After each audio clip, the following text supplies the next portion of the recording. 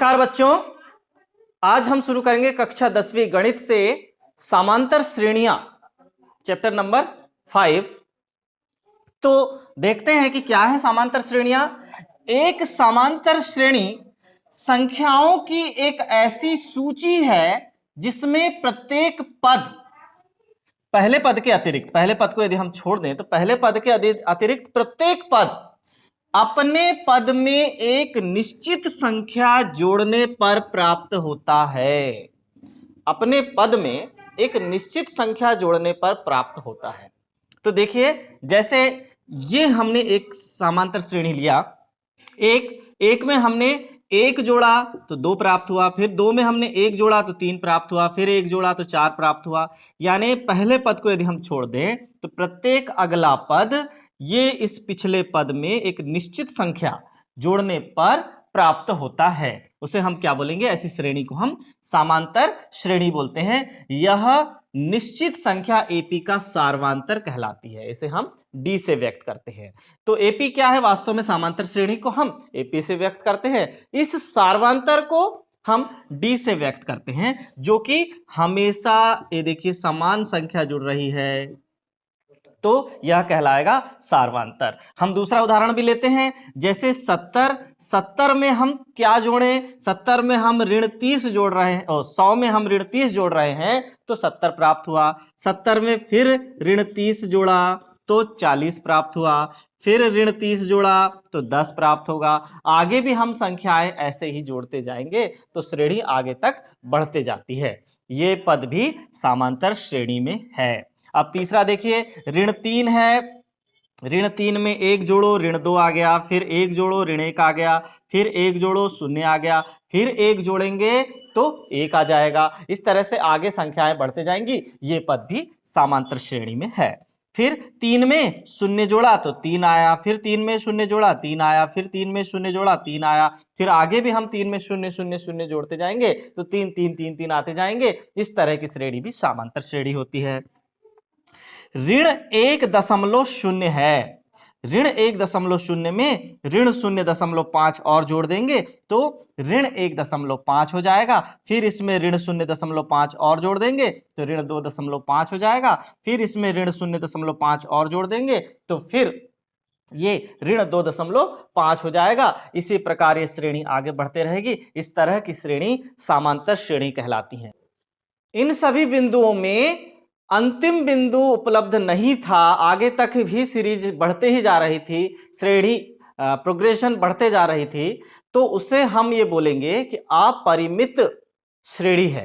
इस तरह की श्रेणी अपरिमित श्रेणी थी। लेकिन अब हम देखते हैं एक उदाहरण कि 1000 रुपए के एक ऋण में से प्रत्येक मास 5% ऋण की राशि वापस करने पर शेष राशियां। अब प्रत्येक मास ऋण की राशि वापस कर रहे हैं तो शेष राशियां इस तरह हैं। 1000 से 50 वापस किया, 950, फिर 50 वापस किया, 900, मान लो ये 1000 था पहला बिंदु, तो फिर उसके बाद 50 मतलब 5% हर बार वापस करते जा रहे हैं। तो इस तरह से आया। यहां पर अंतिम जो राशि जो हमने पटाए हैं वो कितनी है? 50 रुपए है। तो यहां पर हमें अंतिम बिंदु दिया हुआ है, जहां पर अंतिम अंक दिया हुआ हो तो इस तरह की श्रेणी परिमित है, रुक गई है, निश्चित है, तो इस तरह की श्रेणी को हम बोलेंगे परिमित श्रेणी। परिमित श्रेणी। और इससे पहले जो हमने लिया है अपरिमित श्रेणी, किस तरह की श्रेणी होती है? जैसे प्राकृत संख्याओं की श्रेणी हमने ले लिया। प्राकृत संख्याओं की श्रेणी कैसी होगी? देखिए, प्राकृत संख्याओं की श्रेणी 1 2 3, ये जो एपी हम लेंगे 1 2 3 4 5 6 आगे बढ़ते ही जा रही है, तो इस तरह की श्रेणी कहलाती है अपरिमित श्रेणी। अपरिमित श्रेणी। तो आइए अब हम कुछ उदाहरण लेते हैं। अब हम लेते हैं उदाहरण नंबर 1। एपी 3/2, 1/2, ऋण 1/2, ऋण 3/2, डैश डैश डैश डैश आगे भी चल रही है, अपरिमित रूप से आगे बढ़ रही के लिए प्रथम पद ए और सार्वंतर डी लिखना है हमें। तो हम क्या करेंगे? सबसे पहले हल में हमने एपी को लिख दिया। एपी हमारी क्या है? समांतर श्रेणी हमारी क्या है? 3/2, 1/2, ऋण 1/2, ऋण 3/2, और ये आगे बढ़ते रहेगी। अब इसमें जो सबसे पहला वाला पद क्या कहलाएगा? प्रथम पद। तो प्रथम पद हमें ज्ञात करने में कोई समस्या नहीं है। प्रथम पद a बराबर 3/2, सबसे पहला वाला पद प्रथम पद होता है। तो प्रथम पद ज्ञात करना कोई कठिन काम नहीं है। सार्वंतर हम कैसे ज्ञात करेंगे? सार्वंतर यदि हमें ज्ञात करना है तो हर बाद वाले पद में से पहले वाले पद को घटाते जाएंगे, हमें सार्वंतर प्राप्त होते जाएगा। जैसे हम 1/2 में से 3/2 को घटा दें, या ये बाद वाला ऋण 1/2 में से 1/2 को घटा दें, या ऋण 3/2 में से ऋण 1/2 को घटा दें। इस तरह से हम सार्वंतर निकालेंगे। तो चलिए निकालते हैं सार्वंतर। इस पहले वाले पद में दोनों के हर समान है, तो 2 का 2, 1 ऋण 3 बराबर ऋण 2/2, तो कट कर आया ऋण 1। हमें क्या प्राप्त हुआ? ऋण 1 प्राप्त हुआ। तो जो ऋण 1, अब इस तरफ देखते हैं, दूसरे नंबर में भी हल करके देखते हैं। दोनों के हर समान है, तो 2 का 2, ऋण 2 ऋण 1 और ऋण 1 दोनों के अंश में है, दोनों मिलकर हुआ ऋण 2/2, और ये भी कट के प्राप्त हुआ ऋण 1। इसी तरह से हम यहां पर भी देखते हैं, ऋण 3/2 धन, ऋण ऋण के बाद 2 बार धन हो गया 1/2, फिर ऋण 3 धन 1 पूरे के बटे 2, ऋण 2/2, और ये भी कट के कितना हुआ? ऋण 1। तो इससे हमारा प्रूफ हो गया कि प्रथम पद, सीधे सीधे हम आंसर में लिख देंगे कि प्रथम पद a बराबर कितना प्राप्त हुआ? 3/2। सार्वंतर d बराबर हमें प्राप्त हुआ ऋण 1। इस तरह से हम प्रथम पद और सार्वंतर ज्ञात कर सकते हैं। हमने विभिन्न प्रकार के बाद वाले पद में से पहले वाले पद को घटा कर सार्वंतर प्राप्त किया, जो कि सभी बार समान है। इस तरह से हम सार्वंतर निकाल सकते हैं। यदि हमारी श्रेणी समांतर श्रेणी है, तो हम किसी एक को ही बाद वाले में से पहले वाले को घटा दें, तो हमें आसानी से सार्वंतर प्राप्त होता है। अब अगला सवाल देखते हैं। उदाहरण नंबर 2, निम्नलिखित संख्याओं की निम्नलिखित सूचियों में से कौन कौन से एपी नहीं हैं? यदि इनमें से कोई एपी है तो अगले 2 पद लिखिए। समांतर श्रेणी में यदि है तो अगले 2 पद लिखना है, और कौन कौन से नहीं है ये बताना है। तो हम पहला सवाल ले लेते हैं। पहले सवाल में हमें स्पष्ट दिख रहा है कि इसके हल में हमें प्रथम पद दिख रहा है। प्रथम पद a बराबर 4 है, ये प्रथम पद। अब हम सार्वंतर निकालने के लिए विभिन्न प्रकार के बाद वाले पदों में से पहले वाले पद को घटाएंगे। यदि सभी जगह सार्वंतर समान है तो हम कहेंगे कि ये श्रेणी एपी में है। तो चलिए देखते हैं। बाद वाला पद 10 में से 4 को घटाया तो 6 प्राप्त हुआ। फिर 16 में से 10 को घटाया तो भी 6 प्राप्त हुआ, और 22 में से 16 को घटाया तो भी 6 प्राप्त हुआ। तो सभी सार्वंतर कैसे प्राप्त हो रहे हैं? सभी सार्वंतर हमारे समान प्राप्त हो रहे हैं। तो नीचे लिख देंगे, चूंकि सार्वंतर t बराबर 6 ही प्राप्त होता है, अतः श्रेणी समांतर श्रेणी है। समांतर श्रेणी है। ये समांतर श्रेणी है, या सूची हम बोल देंगे। संख्याएं समांतर श्रेणी में है, अतः संख्याएं समांतर श्रेणी में है। तो हमें केवल यह देखना है कि प्रथम पद तो उपलब्ध होता ही है, और बाद के सभी पदों में से बाद वाले में से पहले वाले को घटाते जाएं हम, तो यदि सार्वंतर समान प्राप्त हो रहा है तो समांतर श्रेणी में है। इसी में यदि हम दूसरा सवाल ले लें, तो दूसरा सवाल हमारा क्या है इसी का? 1 ऋण 1 ऋण 3 ऋण 5, और ये आगे तक जा रहा है। तो इसमें भी हमें प्रथम पद उपलब्ध है। प्रथम पद a बराबर 1 हो गया। अब हम लेते हैं सार्वंतर। सार्वंतर जब हम लेंगे तो क्या क्या प्राप्त हो रहा है? ऋण 1 में से 1 घटाइए, फिर d बराबर -3 में से -1 घटाइए, फिर d बराबर -5 में से -3 घटाइए। सभी के हलों को हम निकाल कर देखते हैं कि क्या प्राप्त हो रहा है। यहाँ पर -1 और -1 मिलकर -2 हो गया, यहाँ पर भी -3 और -1 मिलकर कितना हुआ, -2 हो गया। फिर यहाँ पर भी हमें देखिए -5 और -3 मिलकर -2 हो गया। सभी जगह सार्वधातुक -2 प्राप्त हो रहा है। हाँ, अतः संख्याएं एपी में है, ये संख्याएं भी एपी में है। जब ये दोनों श्रेणियां एपी में हैं तो इनके अगले 2 पद हमें लिखना है। अगले 2 पद हम किस तरह से लिखेंगे, तो जब हम समांतर श्रेणी को लेते हैं तो हर पद में एक डी बढ़ते जाता है।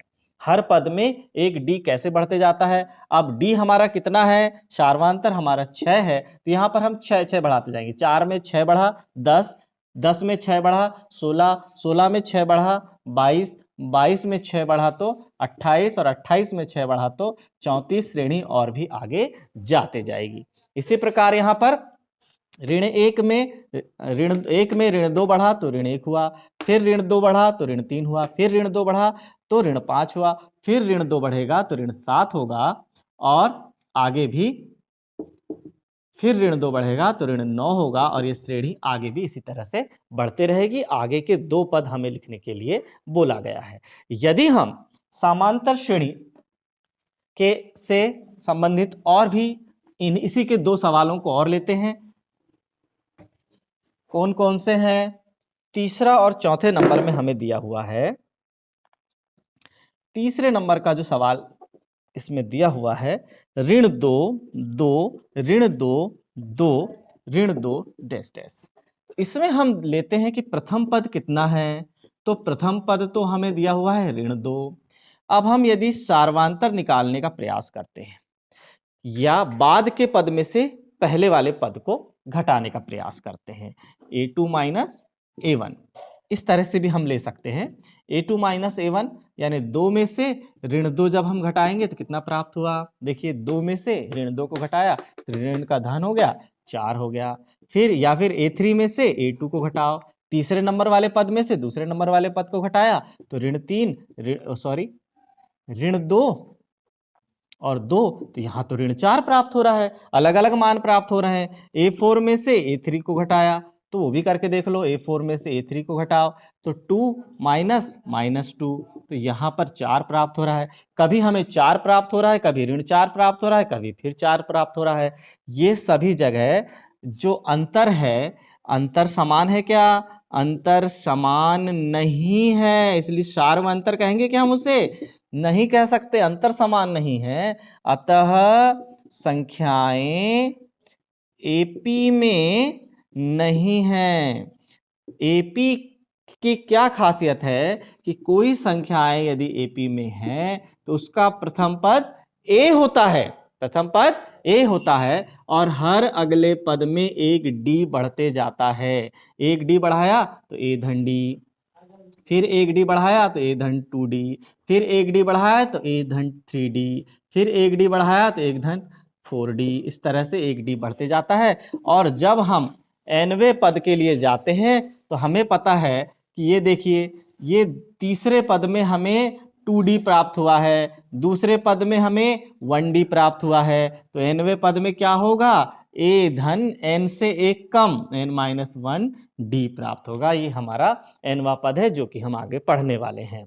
आगे हम इसी सवाल का चौथा पार्ट पढ़ेंगे। चौथा हमारा है, देखिए चौथा वाला सवाल इसमें यह है कि 1 1 1 2 2 2 फिर 3 3 3, इस तरह की श्रेणी पर हम विचार करेंगे, इस तरह की संख्याओं पर विचार करेंगे। तो वास्तव में इसमें हमें प्रथम पद ए तो प्राप्त है, ए कितना है, 1 है। अब हम यदि सेकंड में से पहले वाले पद को a2 माइनस a1 निकालें तो 1 माइनस 1 बराबर 0 प्राप्त हुआ। a3 माइनस a2 निकालें तो फिर से 1 माइनस 1 0 प्राप्त हुआ। हम यहीं यदि रुक जाएंगे तो हम तो इसे AP साबित कर देंगे, नहीं हमें आगे तक बढ़ाते जाना है। अब 2 A4 में से A3 को हम घटाएंगे तो 2 में से 1 को घटाया तो 1 प्राप्त हुआ। ये देखिए, ये अब हमें अलग अलग मान प्राप्त हो रहे हैं। चूंकि अंतर असमान है, ऐसा भी लिख सकते हैं। अंतर कैसे हैं? असमान हैं, अतः संख्याएं AP में नहीं है, संख्याएं AP में नहीं है।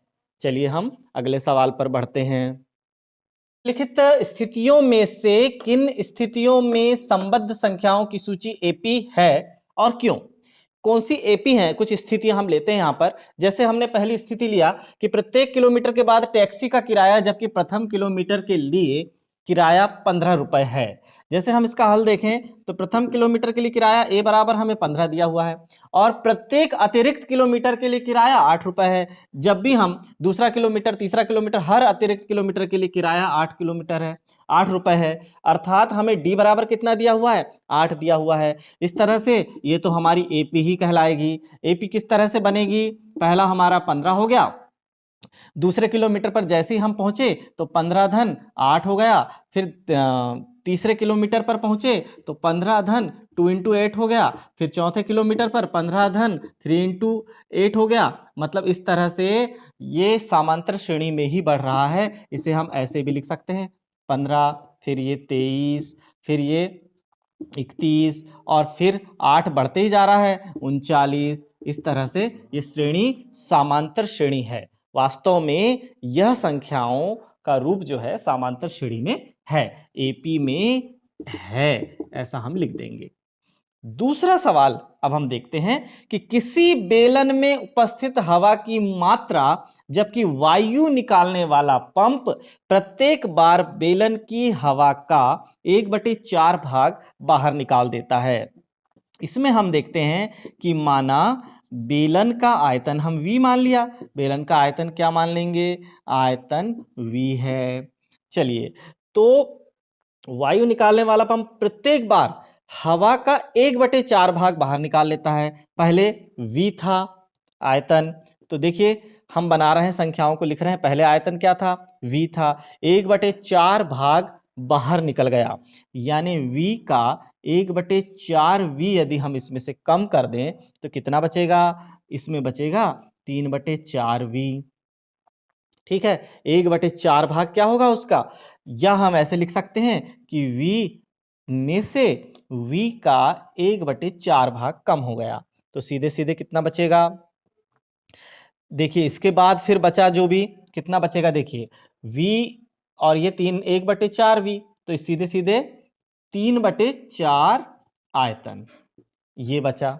फिर इसका भी 1/4 भाग कम कर देंगे हम, तो देखिए अभी हमारा आयतन कितना है? 3/4V है।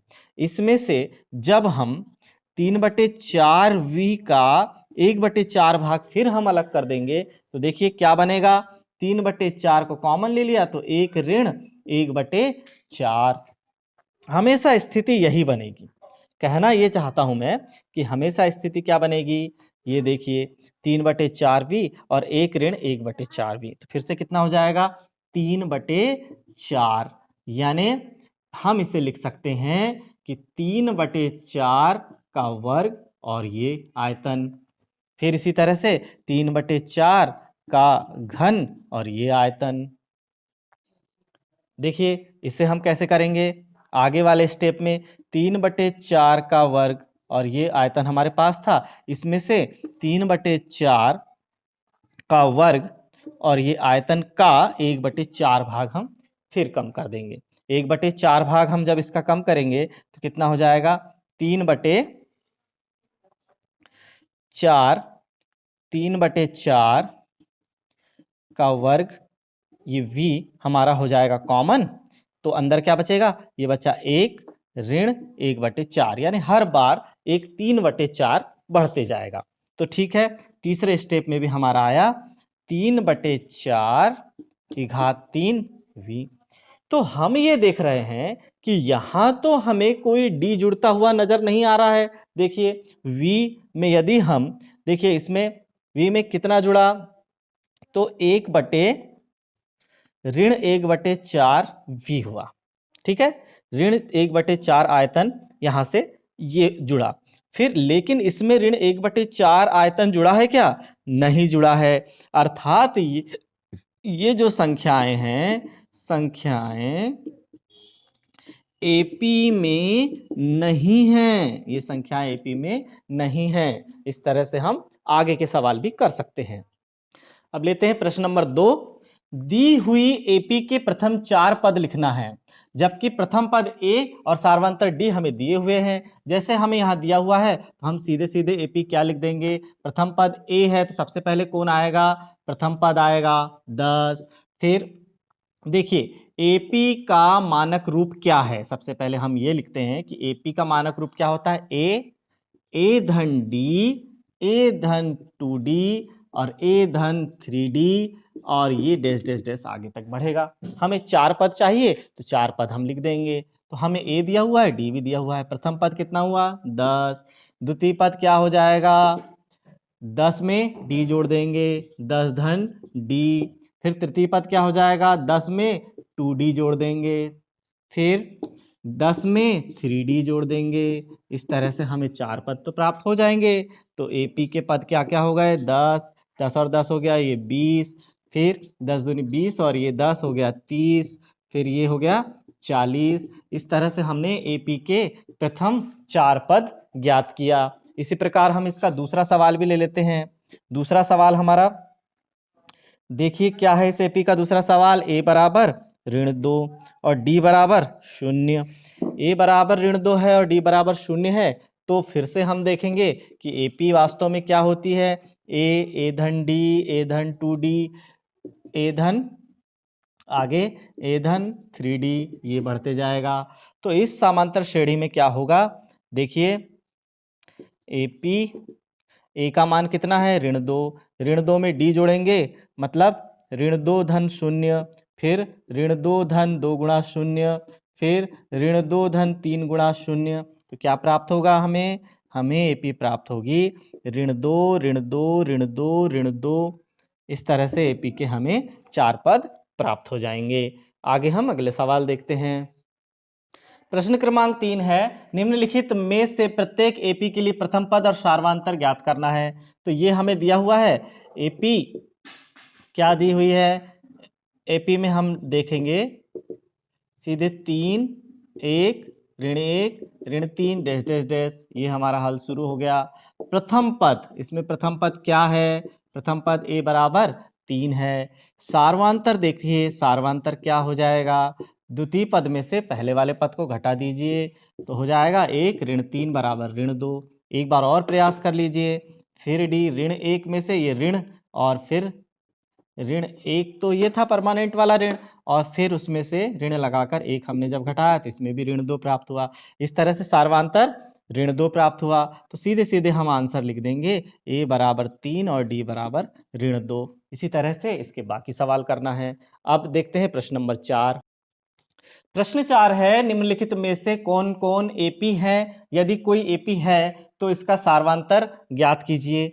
जैसे हमारा पहला सवाल यहाँ पर है कि 2, 4, 8, 16 डैश डैश डैश। अब हम इसमें देखते हैं कि इसमें प्रथम पद हमें क्या प्राप्त है? प्रथम पद हमें ए बराबर 2 प्राप्त है। सार्वंतर हम देखते हैं तो हम ये देखते हैं कि इसमें वास्तव में एपी है कि नहीं। A2 माइनस A1 लेंगे तो 4 ऋण 2 बराबर 2 प्राप्त हुआ। फिर A3 माइनस A2 लिया तो 8 ऋण 4 बराबर 4 प्राप्त हुआ। ये एपी नहीं है तो हम लिख देंगे एपी में नहीं है, संख्याएं एपी में नहीं है। इसी तरह से दूसरा सवाल देख लेंगे। दूसरा सवाल है हमारा 2 के बाद 5/2, फिर 3, फिर 7/2, फिर डैश डैश डैश आगे। इसमें हमारा प्रथम पद देखिए, प्रथम पद ए बराबर 2 है। सार्वंतर निकालने के लिए हमें A2 माइनस A1 निकालना पड़ेगा। तो 5/2 में से जब हम 2 कम करेंगे, ये देखिए 2 दूनी 4, 1/2 आया। फिर A3 में से A2 निकाला तो क्या हो जाएगा? 3 में से 5/2 मतलब 2.5 कम करेंगे तो फिर से हमें 1/2 प्राप्त होगा। तो इस तरह से A3 माइनस A2 भी करके देख लीजिए। यदि हमें 7/2 में से 3 कम करना है तो फिर से 1/2 आया। तो ये सार्वांतर है। तो सार्वांतर कितना आ गया? सार्वांतर सीधे सीधे D बराबर 1/2 प्राप्त हुआ और श्रेणी AP में है। ये श्रेणी AP में है। समांतर श्रेणी है, बिल्कुल समांतर श्रेणी है। चलिए अब आगे देखते हैं। अब हम चौथे का तीसरा सवाल ले लेते हैं। यहाँ पर हमें एक संख्याओं की श्रेणी दी हुई है। इसमें हम देखते हैं कि ये AP में है या नहीं, और यदि है तो सार्वांतर निकालना पड़ेगा। तो हमें प्रथम पद क्या दिया हुआ है? प्रथम पद हमें यहाँ दिया हुआ है A बराबर -1.2। अब सार्वांतर हम निकालने के लिए A2 माइनस A1 लेते हैं। तो -3.2 में से -1.2 को हम घटा देंगे तो ये ऋण का धन हो जाएगा। तो कितना प्राप्त हुआ? -2 प्राप्त हुआ। बड़ी संख्या के सामने ऋण है तो -2 प्राप्त हुआ, या -2.0 लिख सकते हैं हम इसे। फिर यहाँ पर हमने लिया A3 माइनस A2 लिया, तो -5.2 में से -3.2 ऋण का फिर से धन हो गया। फिर यहाँ पर -2.0 प्राप्त हुआ। यहाँ पर A4 माइनस A3 भी लिया तो भी हमें कितना प्राप्त हुआ? -7.2 ऋण 5.2, फिर से ये धन हो गया, फिर -2.0। अर्थात ये सभी क्या प्राप्त हो रहे हैं? D प्राप्त हो रहे हैं। तो सीधे सीधे हम बोल देंगे उपरोक्त संख्याएं AP में हैं, जिन AP का सार्वांतर क्या है? सार्वांतर हमने निकाला, कितना निकाला सार्वांतर? 2.0 है। इसी तरह से ये चौथा वाला सवाल देखिए। इसमें हमने प्रथम पद क्या निकाला? प्रथम पद हमारा A बराबर -10 है। फिर A2 माइनस A1 निकालेंगे तो कितना हो जाएगा? -6 ऋण 10। कितना प्राप्त हुआ? धन 4 प्राप्त हुआ। ये देखिए ऋण का धन और ये 6। फिर से हम A3 माइनस A2 निकालेंगे तो -2 ऋण 6। तो फिर से ये धन 4 प्राप्त हुआ। फिर हम A4 माइनस A3 निकालेंगे तो 2 माइनस -2, तो फिर से 2 + 2, ये भी 4 प्राप्त हुआ। तो ये सभी क्या प्राप्त हो रहे हैं? D प्राप्त हो रहे हैं। अतः संख्याएं AP में हैं। जब ये AP में है तो सार्वांतर कितना है? सार्वांतर D बराबर 4 है। इस तरह से ये प्रश्नावली 5.1 समाप्त होती है। धन्यवाद।